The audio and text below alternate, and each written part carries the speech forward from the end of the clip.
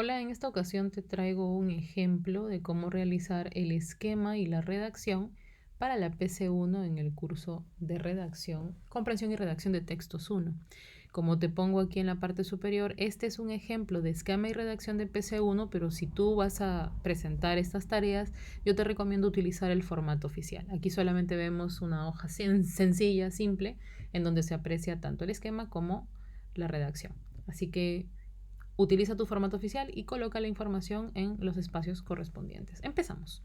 El esquema de redacción para este párrafo o para este texto nos plantea que vamos a presentar 3 párrafos. Así que por eso voy a empezar con la introducción, luego voy a continuar con el desarrollo y luego con el cierre. Aquí voy a hacer una separación para que puedas notar la diferencia entre uno y otro. Entonces empezamos. Con la introducción, ya sabes, nuestra introducción debe tener 4 elementos. Primero la contextualización, luego la controversia que se mantiene tal cual nos la han provisto en el material, en las fuentes y en las tareas y ya hemos visto. La tesis también está y luego la anticipación del desarrollo. En la contextualización manejamos el dato número 1 y el dato número 2. Voy a quitar aquí la idea de fuente, era solamente para poder hacer la salvedad, pero fuente y año, ya sabes que esa es la cita, ¿no? Empezamos entonces. El primer dato nos habla de los 2 enfoques para fortalecer la educación personalizada y aquí están las 2 explicaciones que hablan de estos 2 enfoques. Luego está el dato número 2 en el que se habla de los obstáculos que se generan a partir de la brecha educativa en el Perú y aquí están las 2 explicaciones que pueden dar una idea con respecto a eso. Después planteo la razón a favor y luego la razón en contra. Después pongo la controversia, que es la pregunta tal cual me la han dado. Esto es un ejemplo diferente de una evaluación anterior, así que obviamente la controversia no es la misma que tú estás manejando ahora. Y la tesis, aquí muy importante. La tesis, reitero, solamente debe mencionar si tú estás o no estás de acuerdo con lo que menciona la pregunta. En este caso, nuestra pregunta es, ¿consideras que el uso de tecnología en el sistema educativo actual permitirá potenciar el desarrollo de competencias y habilidades de los estudiantes? En mi caso, la respuesta es que considero que este uso de tecnología en el sistema educativo actual sí permitirá potenciar. Entonces, yo sí estoy de acuerdo. Y nada más, no digo por qué. Entonces, solamente digo o sí o no. Y en la anticipación del desarrollo es una frase sencilla en la que planteo que a continuación o en el siguiente texto, en las siguientes líneas, fundamentaré mi postura. Después se presenta el desarrollo. Y como ves, en el desarrollo tengo 3 tipos de ideas. La idea principal, las ideas secundarias y luego las ideas terciarias y explicaciones. ¿Ya? Aquí IT significa idea terciaria. Pero la voy a poner así bien específica para que no se te vaya a confundir. Y voy a quitar la palabra explicación porque puede ser que digas, esto se parece a lo que está en la introducción. Para evitar esto, vamos a colocar así. Y entonces, de esta forma, vamos a manejarlo porque sí puede generarse ahí alguna complicación. ¿Ya? Y le voy a poner números porque tú sabes que existen 2 ideas terciarias por cada una de las secundarias, es decir, por cada caso. Y como ya habrás podido revisar y apreciar en el ejemplo, tengo mi idea principal que es la suma de tesis, coma, porque, argumento. La tesis se mantiene. Considero que el uso de tecnología en el sistema educativo sí permite potenciar desarrollo de competencias y habilidades y ahora te voy a decir por qué. Porque adapta el contenido educativo para abordar las brechas de conocimiento específicas de cada estudiante. Mi primer caso es algo que ha ocurrido en México y me lo provee García. ¿Qué ha pasado en México? Que han implementado de manera exitosa los sistemas de tutoría virtual en las escuelas. Entonces sí se adapta el contenido educativo. Y el segundo caso es lo que ha ocurrido en Brasil, que han integrado sistemas de aprendizaje automático en escuelas. Y eso también forma parte de la idea del adaptar el contenido para poder reducir brechas. En el caso de México, por ejemplo, se personaliza el aprendizaje, se retroalimenta de manera continua y en el caso de Brasil, mis terciarias son identificación de patrones de aprendizaje y adaptación del currículo. Así que ahí está la idea de la adaptabilidad. Luego reitero mi tesis, frente a lo expuesto, considero que el uso de tecnología sí permite potenciar competencias.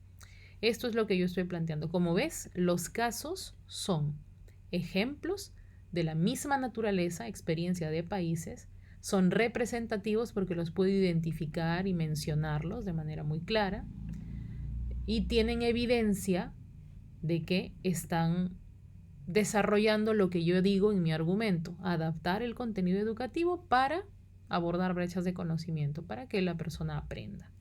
Y en el cierre tengo el conector, que es en conclusión, la reafirmación de la tesis y mi argumento de manera muy breve, y luego la reflexión crítica que incluye la solución 1 con su propuesta y su impacto, y la solución 2 con su propuesta y su impacto. El texto argumentativo viene a continuación. Esto lo voy a poner un poquito más lejos para que lo puedas apreciar. Aquí está el título. Mi título es La transformación digital en la educación, impulsando el aprendizaje. Y entonces yo aquí quiero hacerte recordar algo muy importante. Para empezar, tú puedes utilizar una especie de oración como una oración gancho, o puedes empezar directamente con la cita. Yo en este caso he querido empezar con una idea gancho y después con la cita, ¿no?, de la contextualización. Entonces, mi primera idea es: el panorama educativo se ha visto transformado con la incursión de tecnologías innovadoras como la inteligencia artificial o la realidad aumentada, las cuales buscan personalizar la educación. Y ahí comienzo con mi primera cita, ¿no? En primer lugar, Pearson señaló que existen dos enfoques para fortalecer la educación personalizada. Ya, esto es solamente el dato, ¿te das cuenta? El dato. Este dato se explica con una idea de explicación que termina por acá, que era justo la que estaba vinculada al crowdsourcing. Retrocedo. Esa idea, una sola oración, observa. Acá está, crowdsourcing. Tengo una oración para el dato y tengo una oración para la primera explicación. Y la segunda explicación debe decir que la IA apoya en el diseño de material didáctico. A ver, ¿será cierto? Vamos a mirar. Porque en primer lugar yo dije Pearson, luego explico el crowdsourcing que termina hasta por acá, y el segundo aspecto dentro de la personalización estaba relacionado con la adaptabilidad para poder diseñar material didáctico. Y es verdad, el uso de la IA como recurso para diseñar material didáctico adaptado a las necesidades de cada alumno, por ejemplo, como lo hace Content Technologies para determinar los contenidos más adecuados. Segundo dato, en segundo lugar, la Red Educativa Mundial compartió una reflexión en torno a la brecha educativa en el Perú y los obstáculos que esta presenta para la población. Y aquí comienzo la explicación. Explicación 1, en otra oración, señaló que esta brecha es pronunciada, etcétera, etcétera, termina por acá. Y tengo que terminar de explicar este segundo dato. Asimismo, la organización reconoció que la pandemia hizo, ¿no?, más visible la necesidad, etcétera, etcétera. Listo. Después viene la primera razón, que es la razón a favor. Aquí está la razón a favor. Dice lo siguiente: ante este panorama, hay personas que opinan que la tecnología estimula la curiosidad y el interés de los estudiantes mediante su uso.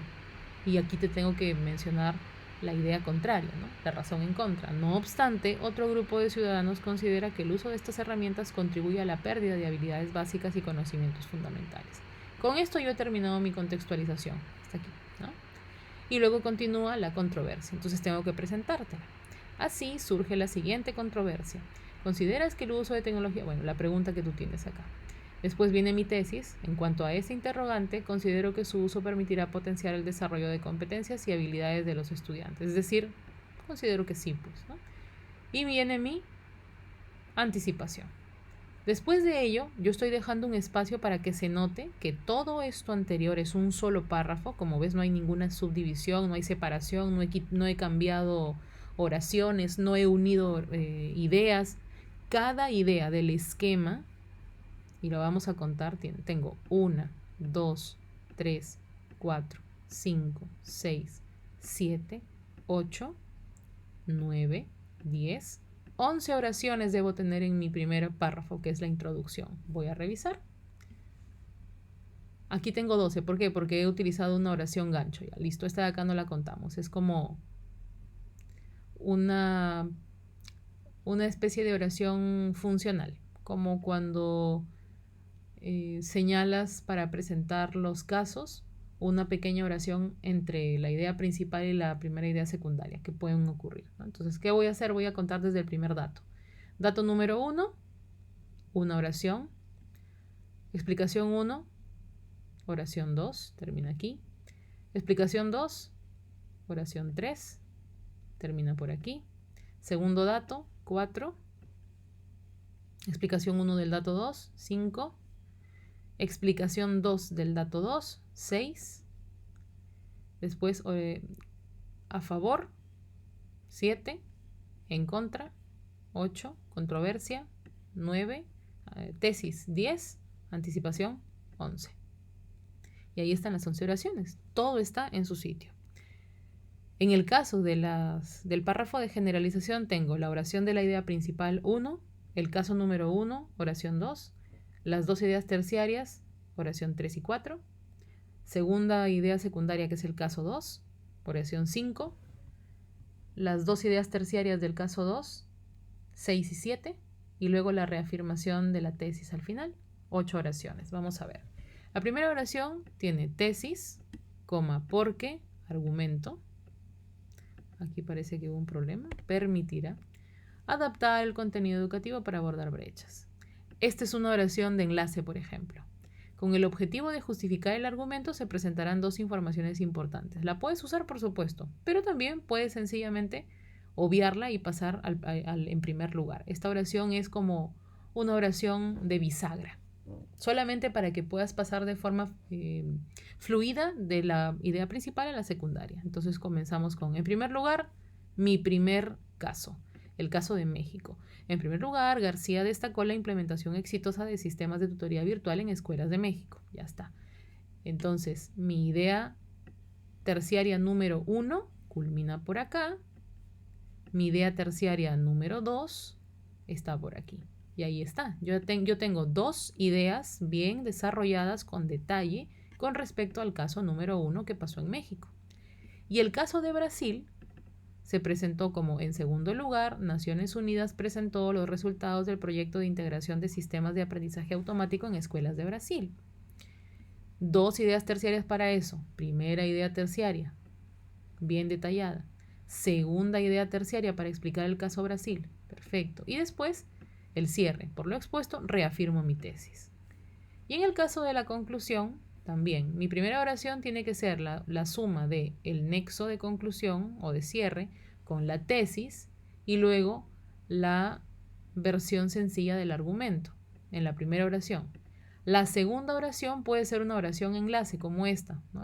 Oración bisagra, que sirve para unir lo primero con lo que continúa. Esta oración no tiene una función y no forma parte del esquema, pero se sobreentiende que es una oración de función bisagra. Con la intención de brindar formas de abordar el problema, es importante considerar dos recomendaciones. Aquí no estoy afirmando ni negando nada, sencillamente es para pasar como un enlace de una idea a la siguiente. Y aquí comienzo. Por un lado, se debe crear entornos de aprendizaje inmersivo con realidad virtual y realidad aumentada. Entonces aquí estoy planteando mi posible solución y después te digo cuál es el impacto. De este modo se proporcionaría experiencias de aprendizaje, etcétera, etcétera, etcétera, material, hasta aquí. Mi segunda solución, por otro lado, se debe facilitar la creación de contenidos educativos generados por el usuario. ¿Cómo impacta esto? Permitir a los estudiantes crear su propio recurso usando IA impactará positivamente en su creatividad, colaboración y pensamiento crítico. Y ahí culmina mi solución, o bueno, el impacto de la solución número 2. Después de eso pongo las referencias. Recuerda que las referencias se colocan en orden alfabético, ¿sí? Esto es lo que nos corresponde hacer en la PC1. El esquema lo tienes claro aquí. Recuerda cómo se manejan los casos, qué tipo de características deben tener. Después sabes que tiene que haber una correspondencia muy, muy minuciosa entre lo que dice tu esquema y lo que vas a colocar en el texto. Tiene que haber una correspondencia directa y por eso es tan importante tener el esquema y el texto de manera conjunta. Así que no te olvides de presentar tu esquema en tu trabajo de redacción de la PC1. Tanto el esquema como la redacción son elementos importantes para poder darnos cuenta si es que el texto está correctamente escrito. Espero que con lo que hemos mencionado en esta ocasión se pueda entender y puedas tener un ejemplo que te permita orientarte para desarrollar esta actividad de la mejor manera posible. Si tienes alguna duda o alguna consulta, házmela saber a través del foro.